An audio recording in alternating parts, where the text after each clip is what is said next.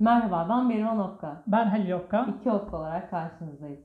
Bu videoda arsa satın alırken nelere dikkat etmek gerekiyor onlardan bahsetmeye çalışacağız. Aslında bu konuyla ilgili pek uzman olduğumuz söylenemez. Sadece bu yolculuk sırasında hani başımızdan geçenleri derleyip topladıktan sonra kendimize bazı notlar çıkardık. Olur da bir gün ileride tekrar arsa falan almaya kalkarsak hani aklımızda bulunsun diye. Bu notları da hani sizlerle de paylaşmak istiyoruz. Çünkü hani faydalı olacağını düşünüyoruz.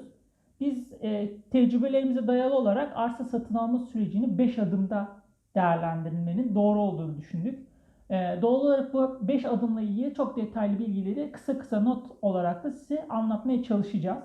Ancak oraya geçmeden önce bizim bu sürecin nasıl başladığımızı ve başımızdan neler geçtiğini bilirseniz bizde empati yapmanız ya da anlattıklarımızı çıkarımları hani değerlendirmeniz daha kolay olur diye bunu bir özetlemek istiyoruz.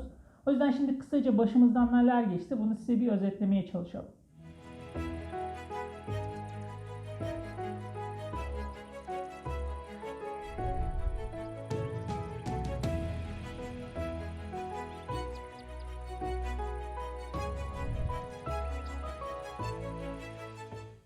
Zaman olarak 2019'dan bahsediyoruz.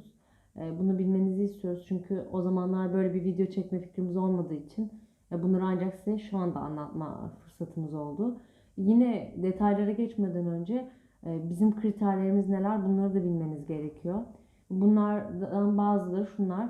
Biz tam zamanlı olarak vakit geçirmek istiyoruz. Bundan dolayı aslında konut imarlı olması bu açıdan önemli.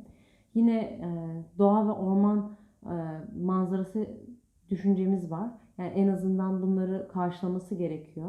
Yine kendi temel gıdamızı kendi alanımızda üretmek istiyoruz. Bundan dolayı mümkünse alanın içinde ya da yakın bir yerde bir tarım arazisine ihtiyacımız var. İstanbul'a yakın olması yine başka bir kriterimiz. Çünkü işimizden dolayı İstanbul'a gidip gelmek durumunda kalacağız. Bir diğer kriterimiz de bütçemiz. Aslında bunların hepsinden daha önemli bir kriter. Çünkü bu iş için ayırdığımız bütçe 250.000 TL ile 350.000 TL arasında. Şimdi aslında bu anlattığımız kriterleri göz önünde bulundurduğumuzda 250 ile 300 bin TL arasında yani İstanbul'a yakın bakabileceğimiz arsalar var ama burada da metrekareyi çok düşürmemiz gerekiyor. Örnek veriyorum İstanbul il sınırları içerisinde bu fiyatlara bulabileceğimiz araziler 300 metre ile 400 metrekare araziler. Doğal olarak biz şöyle bir strateji belirledik. İstanbul'a yakın olalım. Önce müstakil evimizi yapacak kadar bir arsa satın alalım. Burası konut imarlı olsun. Buraya konut imarlı arazide evimizi yaptıktan sonra da tarım için belki daha böyle tarla vasfında araziler satın alarak tarımı da orada yaparız şeklinde bir fikir oluştu ve o yüzden ilk bakmaya başladığımız yerler İstanbul'un işte Şile Ava arasındaki köyleri oldu.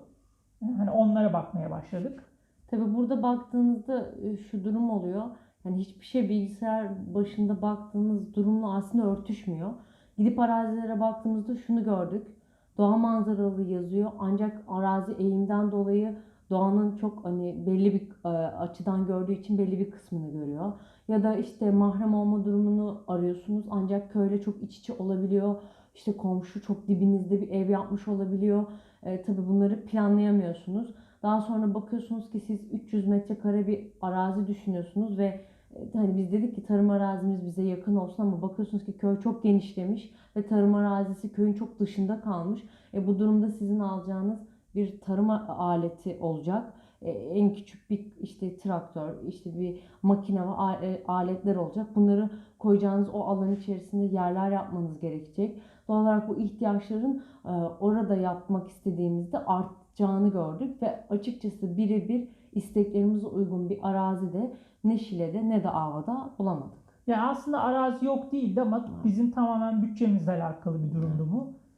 Bizim bütçemiz net belirli bir sınırı olduğu için evet arazi vardı ama bizim ihtiyaçlarımızı karşılayacak araziler o zaman için açıkça söylemek gerekirse böyle 1 milyona falan çıkmamız gerekiyordu. Ama bizim bütçemiz hani bunun 1/3 fiyatına olunca bulduğumuz arazilerde ister istemez biraz hani kelepir diye tabir edebileceğimiz işte eğimli ya da kötü arazilerdi. O yüzden biz giderek İstanbul il sınırı içerisinde böyle bir yer bakma fikrinden uzaklaşmaya başladık. Sonra da bu yolculuk birazcık başka illere kaydı. Yani metrekare fiyatını düşürebilmek adına işte Kocaeli, Yalova, başka yerlere bakmaya başladık. Şimdi Bence önce Kocaeli'den bahsedelim evet, istersen. Biraz sen onları detaylandır. tamam. Daha sonra da. Aslında Kocaeli bizim için metrekare anlamında, metrekare fiyat anlamında daha makul gelmişti. Orada biz kendi bütçemiz aralığında böyle 1000 metrekare köy içi imarlı yerler bulabiliyorduk. Ama oradaki köylerde de şöyle bir sıkıntı vardı. Köyler genelde böyle tarım arazilerinin içinde olduğu için böyle orman manzarası ya da ormanla iç içe gibi çok e, isteklerimize uygun yer bulamadık açıkçası. Tarımla ilgili de evet, orada tarıma çok elverişli alanlar olmasına rağmen köyler böyle iç içe olduğu için, neredeyse böyle küçük mahalle gibi tasarlandığı için mahremiyet de yoktu. Dolayısıyla bu kriterlerin hepsini üst üste koyduğumuzda Kocaeli de bize anlamsız gelmeye başlamıştı. Bir de üstüne tuz biber olacak bir bilgi öğrenmiş olduk. Hani bir tane arsa bulmuştuk mesela, Evet. bayağı bizim hoşumuza gitmişti. Hani köy yakındı, böyle hani köyün hafif dışında. Ama orada da Kocaeli Belediyesi'nin belirlediği köy bölgelerindeki imar planında şöyle bir detay var.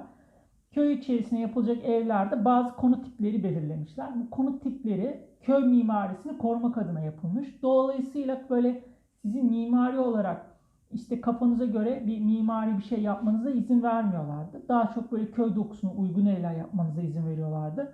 Dolayısıyla hani bizim bir modern bir ev yapma fikrimiz de olduğu için bunu oralarda yapmamız biraz sıkıntı yaşatacağını gördüğümüz için oradan da uzaklaşmaya zorunda kaldık açıkçası. Tabii bu kadar artık illere bakmaya başlayınca da diğer bir yakın il olan Yalova'ya da bakalım dedik. Çünkü hem vapurla falan da geçebiliyoruz. Yalova'ya gittiğimizde de tabii şimdi bu bütçelerde doğal olarak metrekaremiz de hani biraz daha büyük yerlere bakabiliyor hale geldik. 1000 metrekarelere bakabiliyoruz burada. İlk bize gösterilen alanda şöyle bir şeyle karşılaştık. Üç tane yan yana aslında arazi düşünün. Üçü de 1000 metrekare ve bize kişi ortadaki araziyi gösterdi. Ancak arazinin sağında ve solunda kişiler ev yapmıştı. Ve onları ilk defa arazide böyle yapılı bir evi ve arazinin kendi halini görünce şunu gördük. Kişiler ev yapmışlar, çekme paylarından sonra açıkçası doğru düzgün bahçelik bir alan bile kalmamıştı. Böyle olunca da biz hani bu 1000 metrekarelerin hani bize yeterli gelmeyeceğini gördük. Bizim için de en büyük deneyimlerden biri arazide gerçekte reel bir şey görmek. Metrekare algınız oturmuyor, çünkü siz ilk defa böyle şeylere baktığınızda işte kafanızda 1000 metrekare arazinin bayağı hani size yeteceğini düşünüyorsunuz, ama mesela çekme payları işte yoldan 5 metre, komşulardan 3 metre gibi çekme kuralları vardı Yalova'da.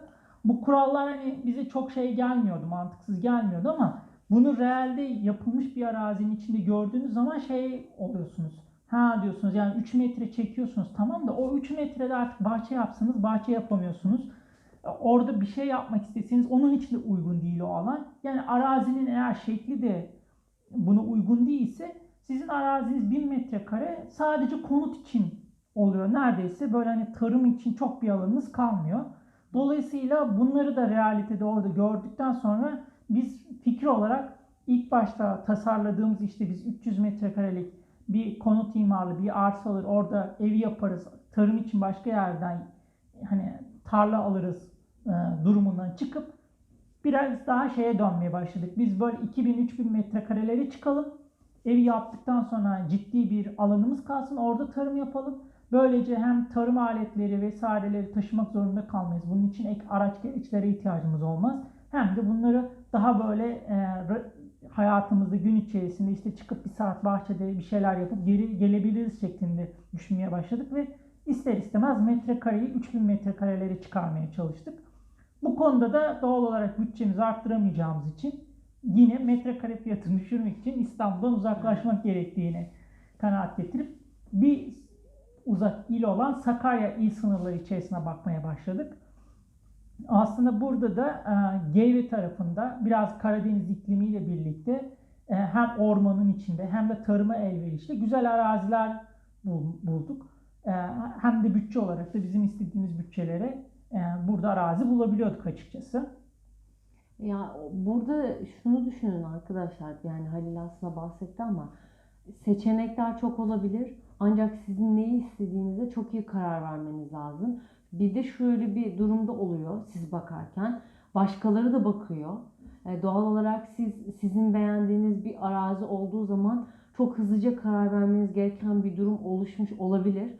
Doğal olarak siz eğer ön araştırmanızı ve bu seçeneklerinizi arttırabilirseniz anında karar verme durumunuz da daha güçlü oluyor açıkçası. O yüzden yola çıktığınızda lütfen bütün ceplerinizi doldurarak bu bilgileri de haznenize alarak çıkın. Bu şekilde daha rahat edeceğinizi düşünüyoruz. Evet, aslında biz de sizin de fark ettiğiniz üzere biz ilk başta çıktığımız yerden biraz sona doğru farklı bir noktaya geldik. Biraz savrulduk diyebiliriz. O yüzden başta kriterlerinizi çok iyi belirlerseniz, hedef bölgenizi çok iyi belirlerseniz o bölgedeki ilanları değerlendirmeniz ya da gidip arazileri değerlendirmeniz çok kolay oluyor. Bir de bu süreçte bizi herhalde en çok zorlayan şeylerden biri de bu bölgedeki size bu arazileri gösteren emlakçılar ya da mal sahiplerinin sizinle aynı bakış açısına sahip olmaması. İşte manzara beklentinizi anlatıyorsunuz.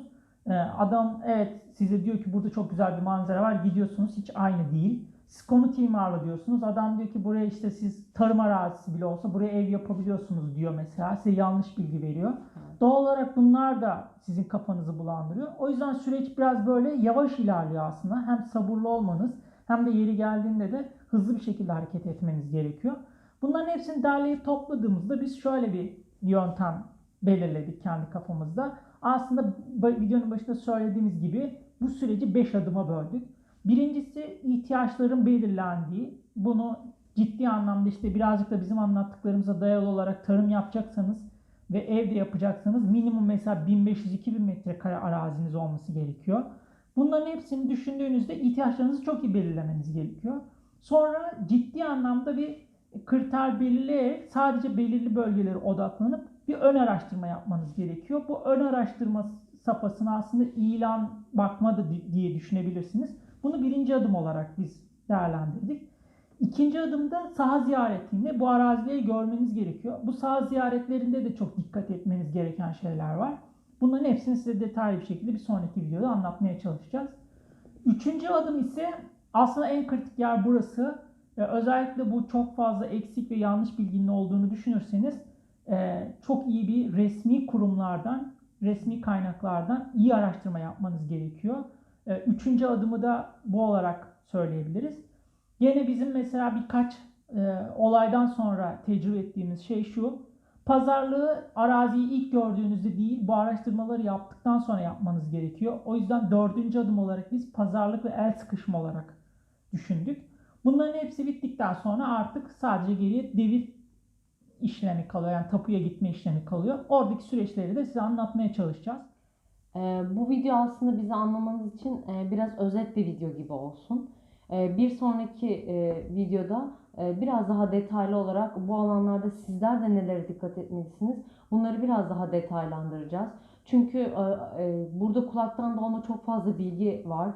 Bu bilgiler sizin kafanızı karıştırabilir ve yanlış kararlar almanıza da sebebiyet verebilir. Biz tabii böyle bir olay yaşamadık ama bunlar tabii süreçte öğrendiklerimizden edindiğimiz deneyimler sonucunda biz yaşamadık. Ancak yaşayan insanlar olduğunu biliyoruz ve duyuyoruz. Ondan dolayı şimdilik hoşça kalın diyoruz. Bizi takipte kalın. Hoşça kalın. Hoşça kalın.